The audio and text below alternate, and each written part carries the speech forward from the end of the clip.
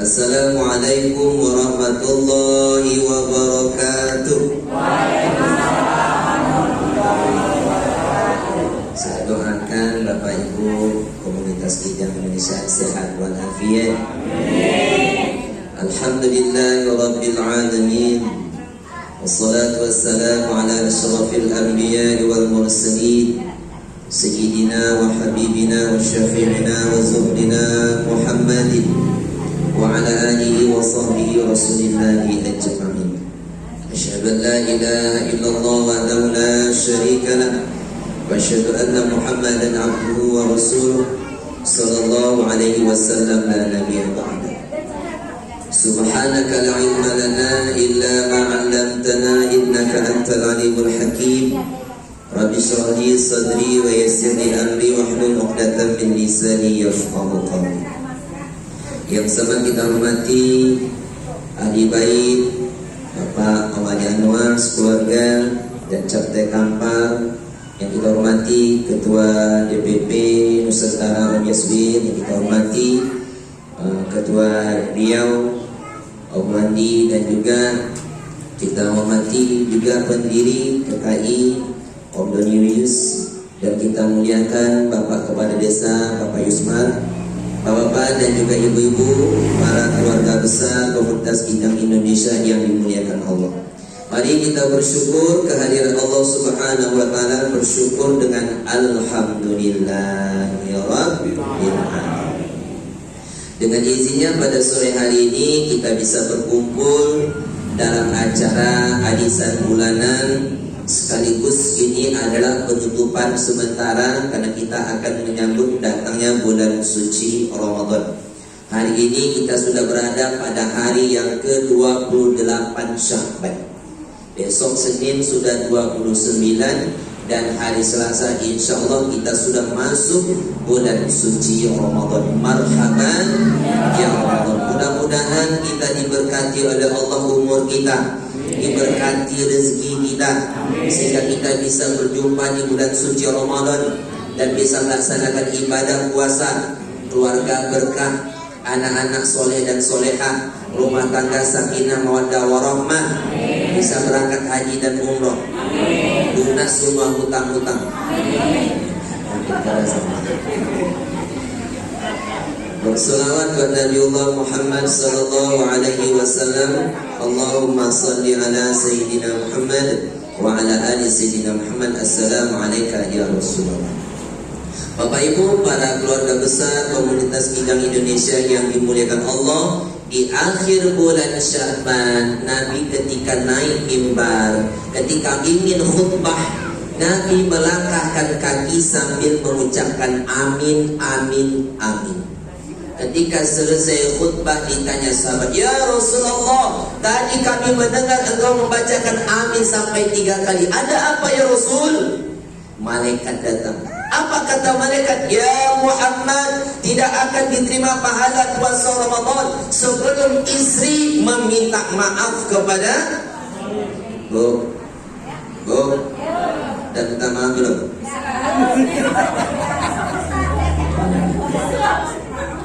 Kalau belum, nanti pulang minta maaf. Kalau malu di depan anak-anak, bawa ke kamar. Itu dia. Istri meminta maaf kepada suami. Maka bukan berarti suami tidak meminta maaf juga. Kadang-kadang suami ini egois. Dia lupa.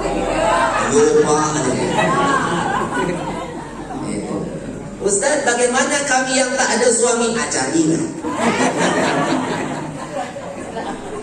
Yang kedua, tidak akan diterima pahala puasa Ramadan sebelum anak meminta maaf kepada orang yang masih ada orang tua. Datangi yang jauh, telepon, video call. Yang sudah meninggal jangan diteleponnya. Pergi ziarah dan doa. Yang ketiga, tidak akan diterima pahala puasa Ramadan sebelum dia meminta maaf sesamanya. Maka pada sore hari ini, fa'fu wasfahu, saling maaf bermaafan. Datang bulan suci, kita terlebih dahulu telah menyucikan diri kita dengan saling bermaaf-maafan. Bapak Ibu orang tua kami yang dimuliakan Allah Subhanahu wa taala, di dalam Al-Qur'an, A'udzu billahi minasy syaithanir rajim. Bismillahirrahmanirrahim. Ya ayyuhalladzina amanu kutiba 'alaikumus shiyam. Hai orang-orang yang beriman. Yang dipanggil adalah orang yang beriman. Siapa orang yang beriman itu? Adalah orang yang rindu datangnya Ramadan. Ketika Ramadan sudah dekat, alhamdulillah ya Allah, mudah-mudahan bisa berjumpa, bisa berpuasa, karena Ramadan bulan maghfirah, bulan ampunan, bulan rahmat, bulan dibebaskan dari api neraka, dan ada satu malam lebih baik daripada 1000 bulan. Ini yang dirindukan oleh orang yang beriman. Tapi banyak juga orang yang Islam tidak merasa terpanggil. Datang Ramadan cuek, puasa lagi. Padahal di bulan suci Ramadan banyak orang Islam tidak puasa. Ada tak orang Islam tak sholat? Mana dia orangnya? Mana berbenci orang? Kalau si kuat tu yang tak sholat, kita keluarkan SK, SP satu. Bapak Ibu yang dimuliakan Allah Subhanahu wa taala, maka yang diberitakan kutiba 'alaikumus shiyam, diwajibkan atas musyam. Ada namanya siyam, ada namanya saum. Apa beda siyam dan saum? Kalau saum itu intinya begini, hari ini aku akan puasa makan, minum boleh. Hari ini aku akan puasa ngomong, makan boleh, itu namanya saum. Di dalam surat Maryam surat yang ke-19 ayat 26, cuma satu ayat saja. Tetapi kutiba 'alaikumus shiyam itu ada beberapa ayat. Jadi semuanya puasa, puasa makan, puasa minum, puasa hubungan istri di siang hari, puasa, dan menahan diri dari yang bisa membatalkan ibadah puasa kita. Itu namanya siyam.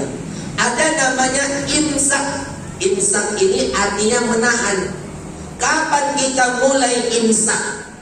Kapan kita mulai menahan? Ini kalau kita bangun makan sahur, tasaharu fa inna fi sahuri barakah. Makan sahur ada berkah. Apa berkahnya? Pertama, kalau kita bangun makan, otomatis siap untuk puasa.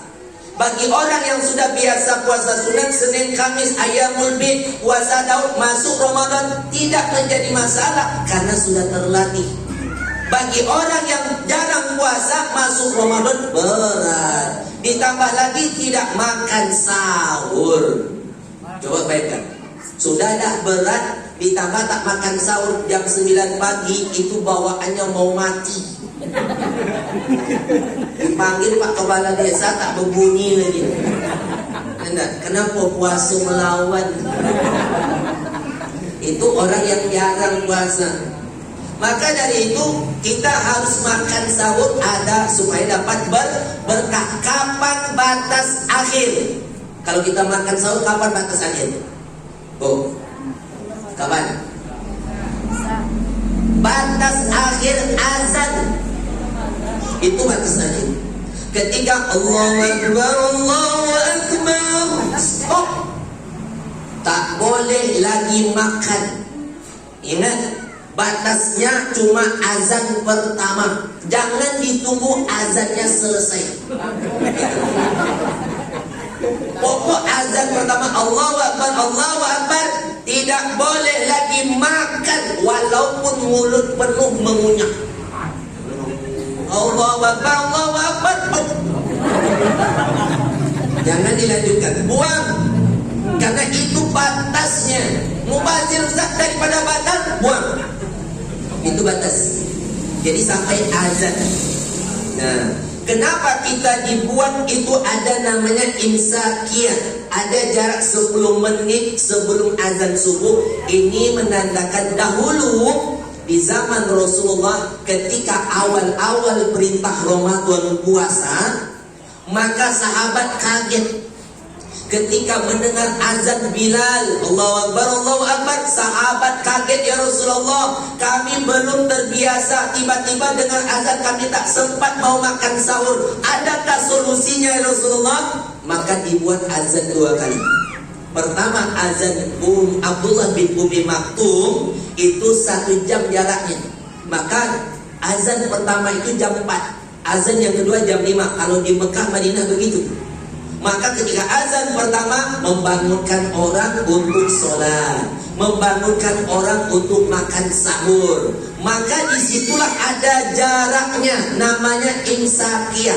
Dibuat 10 menit sebelum waktu azan. Itu namanya istilah kita lampu kuning. Tahu lampu kuning Bapak Ibu? Apa artinya? Hati-hati. Kalau nak berhenti, berhentilah. Kalau nak jalan juga agak sekencang-kencangnya supaya lewat, kan begitu. Ustaz ya, kalau seandainya kami sedang makan, terus akhirnya kedengaran azan, udah berhenti saja. Tapi jangan sering-sering bergantung dengan azan. Asik-asik makan, azan, bang, udah selesai sahurnya, mana pula selesai, itu dah azan. Itu masjid lain. Masjid awak belum. Jangan-jangan di masjid kita gorimnya ketiduran. Itu dia. Ada kadang Bapak Ibu jamaah itu kadang komplain, Ustaz, kami pengen bangun makan sahur awal, tapi sering bablas, ketika bunyi serinai kami baru terbangun.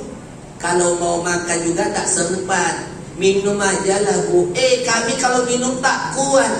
Lalu ada nak solusi supaya kami bisa makan juga? Ada solusinya. Ibu-ibu yang sering terlambat makan sahur, siapkan blender lebih awal. Nanti ketika bunyi serinai tinggal ambil nasi, ambil sayur, ambil sambal, blender. Ambil pipet. Sedotlah supaya tidak mau malas mengunyah, kan begitu. Hati-hati salah masuk ikan asin pulang. Itu dia. Tapi jangan yang di blender jengkol, lama selesainya. Nah, maka dari itu itulah batas akhir kalau kita makan sahur adalah azan. Yang kedua, apa yang harus kita lakukan di waktu sahur? Wa bil ashari hum yastaghfirun. Di waktu sahur mereka meminta ampun. Perbanyak istighfar. Kalau kita bangun jam 3, sholat setengah jam, habis itu baca Quran, waktu menjelang jam 4 istighfar. Astaghfirullah, astaghfirullah, astaghfirullah, sampai menjelang azan. Nah, ketika selesai makan, berwudu, habis sholat, habis wudu, sholat. Sholat apa Ustaz? Sunat wudu. Jarang orang mau mengerjakan amalan sholat sunat wudu. Padahal sholat sunat wudu ini bisa mengantarkan kita menuju surganya Allah. Siapa contohnya? Bilal. Ketika Rasulullah Isra dan Mi'raj, Nabi mendengar ada bunyi telapak kaki. Jibril, kedengarannya seperti ada orang berjalan, bunyi telapak kaki. Itu sendalnya Bilal. Kok bisa? Ketika Nabi turun, disitulah Nabi panggil, Bilal, aku mendengar bunyi telapak sandalmu di surga. Bilal, ada apa Bilal? Wallahi ya Rasulullah, aku tak melakukan apapun kecuali aku selalu berwudu dan sholat sunat. Batal wudu lagi sholat sunat, namanya sholat sunat wudu. Bayangkan, hanya amalan yang ringan yang sering dilakukan bisa mengantarkan sendalnya sudah sampai duluan ke surga. Kalau sendalnya sudah sampai duluan di surga, orangnya akan ikut menuju surga. Yang jadi pertanyaan, sendal kita macam mana? Tinggal cor saja. Coba, sendal kita lebih mahal daripada mukena, lebih mahal daripada baju. Sendal yang mahal-mahal tak pernah dibawa ke masjid, hilang. Keluar masjid, mana pergi sendal? Kenapa Bu? Pak, hilang sendal saya Pak Ustaz. Udah ikhlaskan saja. Tak bisa begitu. baru beli, kan begitu. Ikhlaskan aja. Kenapa? Kenapa ikhlas Pak Ustaz? Bisa jadi sendal yang hilang itu akan sampai duluan ke surga, ya kan? Karena sudah dibawa ke masjid. Yang akan menimbul pertanyaannya, sendal yang mahal di rumah tak pernah dibawa ke masjid, termasuk orangnya.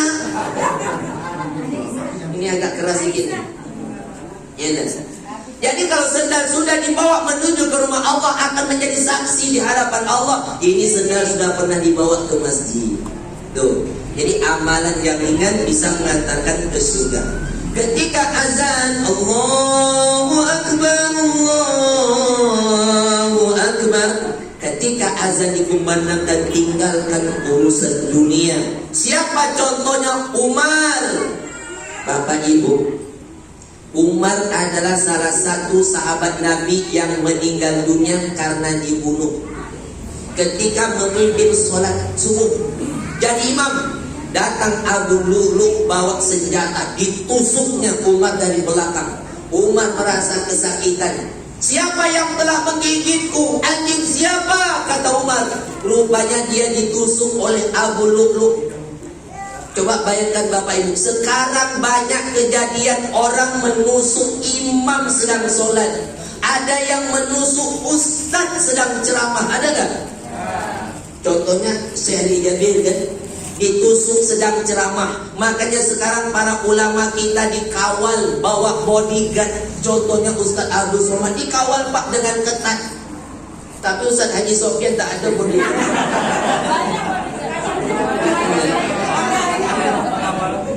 Iyalah, karena beliau itu kan berapa banyak yang subscribe. Ustadz Haji Sofyan baru 100. Ini baru nak dibuat YouTube. Cobalah kalau tak di-subscribe.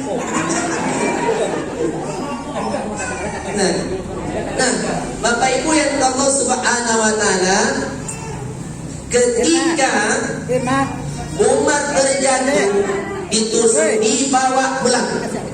Sampai di rumah Umar pingsan. Kawan-kawan bingung bagaimana cara membangunkan Umar ini. Rupanya Bapak Ibu, kebiasaan Umar kalau mendengar azan, dia harus sampai duluan di masjid. Kenapa? Umar paling suka dapat saf yang paling depan. Kalau Umar terlambat dapat saf yang nomor 2, dia berani bayar berapapun dengan orang di depan. Geng, ambo di depan jom. Oh, tak bisa. Bayarlah. Wani biro 1M. Oke. Bayar, yang penting Umar dapat sholat di depan. Itu Umar yang dicari saf yang paling depan. Kalau awak paling belakang. Yang dicari yang ada tiang.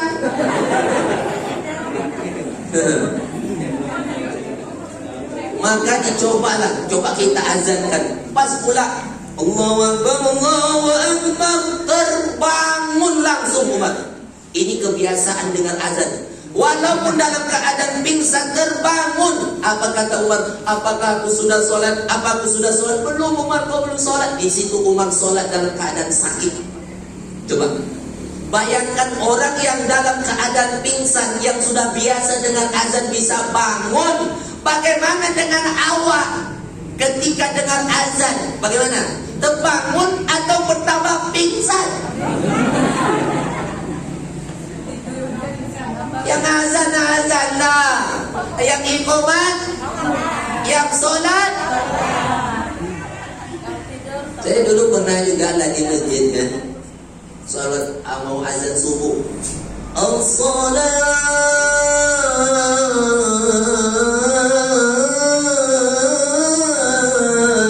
khairun minan naum.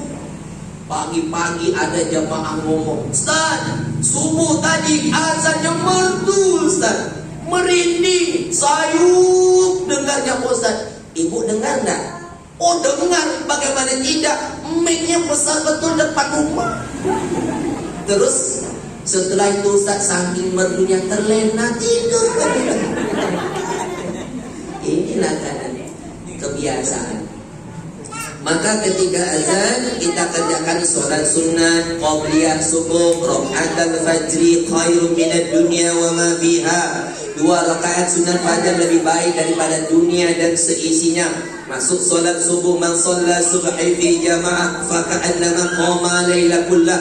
Barang siapa yang sholat subuh secara berjamaah, seolah-olah dia sholat sepanjang malamnya. Ambil pahala seperti haji dan umrah. Man shalla ghadata fi jamaah. Siapa yang sholat subuh berjamaah, summa qa'ada yadhkurullah, kemudian duduk berzikir, mau baca Quran, mau berzikir, mau dengarkan pengajian, hatta tatlu asyamsu, sampai terbit matahari waktu suruh. Summa shalla raka'ataini, kemudian sholat 2 rakaat, usolli sunnatal isyraq, kana lahu ka'ajri hujjatan wa umrah, maka dia dapat pahala seperti haji dan umrah. Yang jarang kerjakan coba. Habis itu sholat duha, sholat tobat, sholat tasbih sampai siang ke petang. Ini yang dilakukan oleh orang yang beriman. Man shoma Ramadan imanan wa ihtisaban ghufira lahu ma taqaddama min dhanbi. Barang siapa yang berpuasa di bulan suci Ramadan karena iman dan mengharap balasan dari Allah, Allah ampuni dosanya yang telah lalu. Maka ini yang akan kita dapatkan kalau betul mengharap balasan dari Allah, ampuni dosa kita.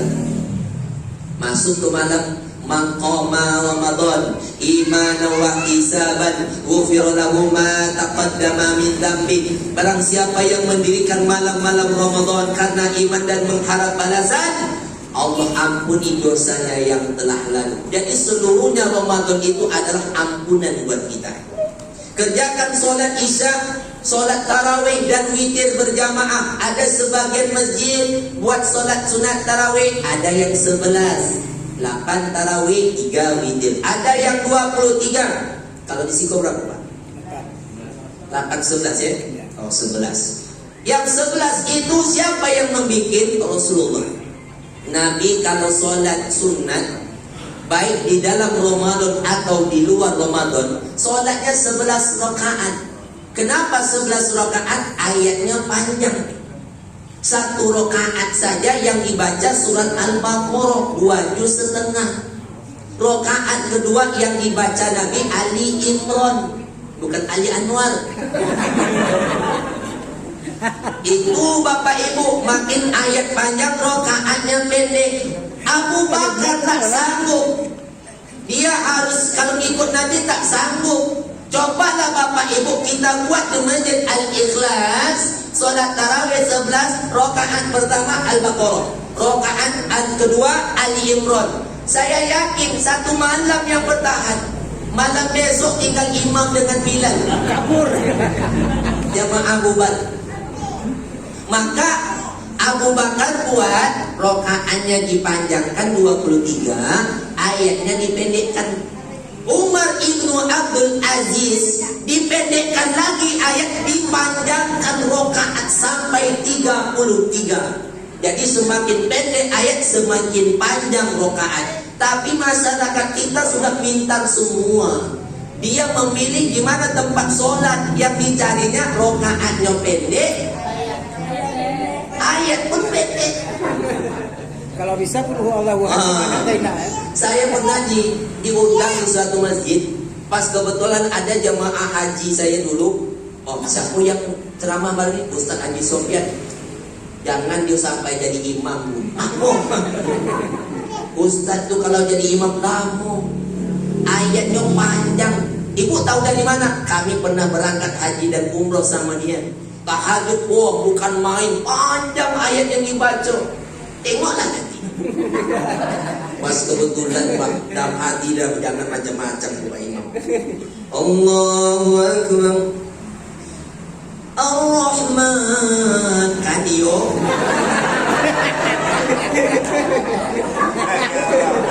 Allamal Quran. Memanglah Pak Imam kok. Khalaqal insan. Cobalah Pak Imam, pingsan kami ini. Allamahul bayan. Besok kami tak datang. Selesai tarawih, tengok di masjid dinding. Kenapa Bu? Tengok jadwal Pak Imam. Kenapa memangnya? Kira-kira yang jadi imam Pak Haji Sofyan itu datang lagi tak? Ada, kalau dia datang Abi Malik Pak. Tapi yang jadi imam malam ini itu Bapak Haji Anwar Amanah. Inna a'toina kal-kautsar. Itu yang ini. Habis tarawih, witir, ya kan? Tahun kemarin kita kecewa, tak bisa sholat di masjid. Tahun ini dapat izin, tapi dibatas sampai jam 12. mana jam 12 Pak? Jam 9. Kalau 23 rakaat belum selesai itu. Dibatasi sampai jam 10. Ceramah tidak boleh lebih dari 10 menit. Macam mana 10 menit Pak mau ceramah? Muqaddimah 5 menit, yang disampaikan 5 menit. Kalau bagi kami para ustaz lebih senang. Kenapa? Semakin pendek segitu bayaran.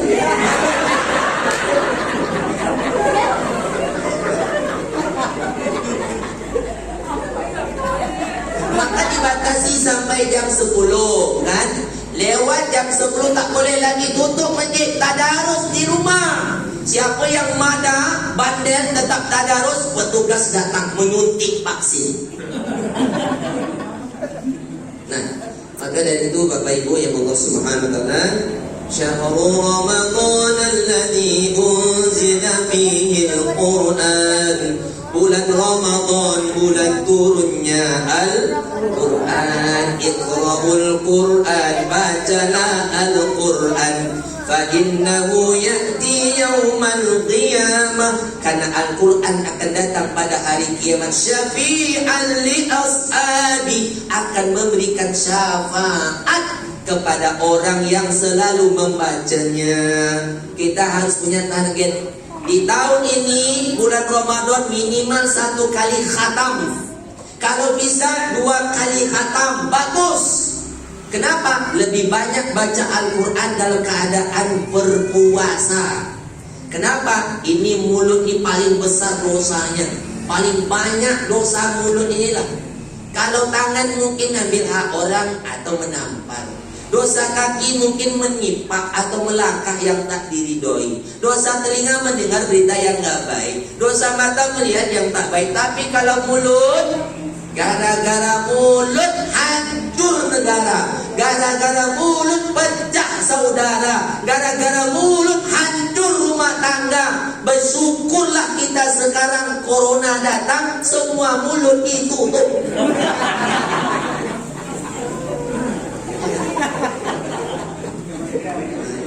Maka ditutup.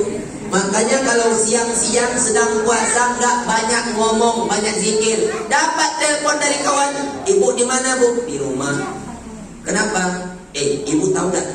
Kemarin yang kita ceritakan terjadi bu. Cerita apa tuh?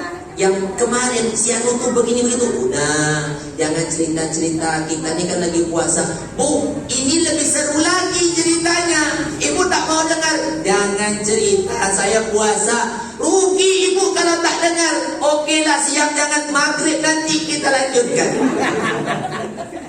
Ini tak tahan.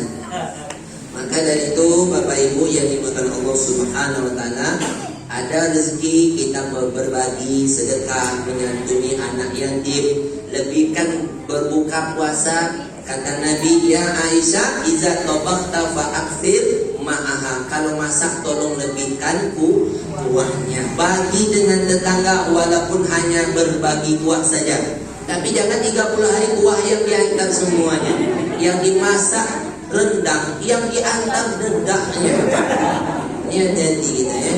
Jadi mudah-mudahan dengan adanya menyambut bulan suci Ramadan, kita sudah saling bermaaf-maafan. Mudah-mudahan nanti bisa melaksanakan ibadah puasa. Setelah itu kita bisa dalam keadaan berjumpa dalam keadaan sehat walafiat. Inilah yang dapat saya sampaikan di hadapan Bapak dan Ibu semuanya. Terima kasih atas segala perhatian. Mohon maaf atas segala kekurangan. Subhanakallahumma rabbana wa bihamdika asyhadu an la ilaha illa anta astaghfiruka wa atubu